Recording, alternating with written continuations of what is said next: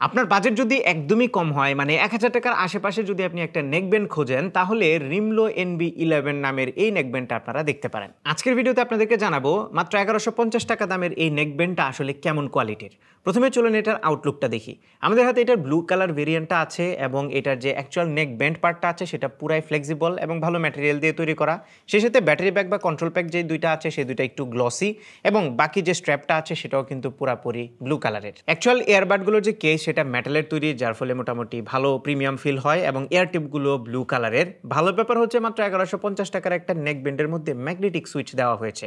So আপনি যদি এই এয়ারবাড দুইটাকে কানেক্ট করেন তাহলেই অফ হয়ে যাবে, আর যখনই আপনি এটাকে ডিটাচ করবেন তখনই এটা অন হয়ে যাবে। তবে এটার বক্সের ভিতরে এক্সট্রা কোনো এয়ার টিপ ছিল না, আমার মনে হয় এটা দিয়ে দেওয়া দরকার ছিল, কারণ এক একজন মানুষের এয়ার কানেলের সাইজ কিন্তু একটু ডিফারেন্ট হয়। আর এই নেকব্যান্ডের লেফট সাইডে একটা টাচ কন্ট্রোলের অপশন আছে যেটা দিয়ে আপনারা মিডিয়া প্লে পজ করতে পারবেন, সেই সাথে ট্যাপ করে ধরে রাখলে ভয়েস অ্যাসিস্ট্যান্ট ওপেন হয়, যেটা একটা ভালো ফিচার। একই সাথে আপনি যদি ডাবল ট্যাপ করেন তাহলে লাস্ট যে নাম্বারটা আছে সেই নাম্বারে কলও চলে যাবে। এছাড়াও লেফট সাইডে দুইটা বাটন আছে, ফিজিক্যাল বাটন, যেগুলো মাল্টিপারপাস বাটন। এগুলো দিয়ে আপনারা নেক্সট মিডিয়া কিংবা প্রিভিয়াস মিডিয়াতে সুইচ করতে পারবেন, সেই সাথে ভলিউমও কম বেশি করতে পারবেন। তবে ভালো ব্যাপার হচ্ছে এই নেকব্যান্ডটাতে একদমই লেটেস্ট ব্লুটুথ 5.4 ইউজ করা হয়েছে, যার ফলে এটার কানেক্টিভিটি কিন্তু খুবই স্মুথ ছিল এবং খুব ইজিলি পেয়ারও হয়ে যাচ্ছিল।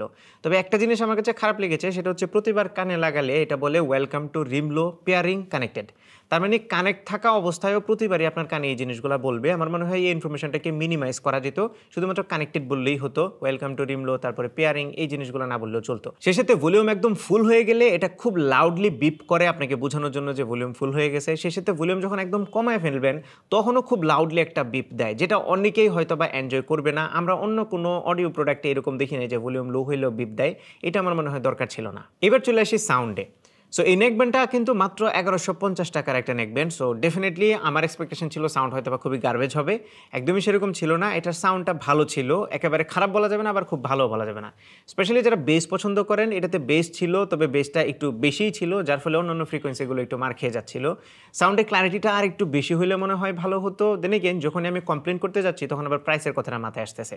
প্রাইসের কথা মাথায় আসলেই মনে হচ্ছে যে না, এটার সাউন্ডটা ঠিকঠাক আছে প্রাইস বিবেচনায়। এবার আসি ব্যাটারিতে।